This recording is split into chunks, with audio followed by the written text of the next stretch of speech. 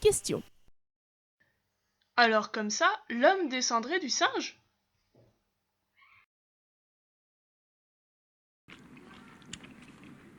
C'est pas si simple.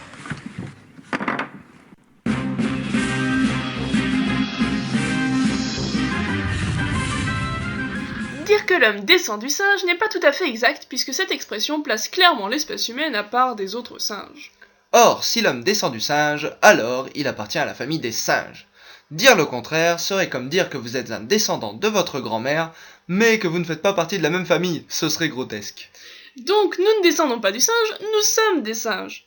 Mais au fait, qu'entend-on par singe au juste? Bah oui, il existe plusieurs espèces de singes. Il y a les chimpanzés bien sûr, auxquels on pense tout de suite, mais il y a aussi les gorilles, les orang-outans, les mandrills, les babouins, les macaques, les singes hurleurs, les... Oui, ça va, on a compris l'idée. Donc dire que l'homme descend du singe, c'est résumer la diversité des primates au seul chimpanzé. Finalement, la question reste entière. Qu'est-ce que les singes?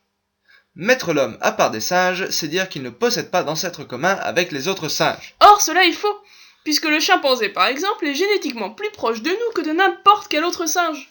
En effet, entre 95 et 99% de son code génétique, c'est-à-dire de son code barre d'ADN, est identique au nôtre.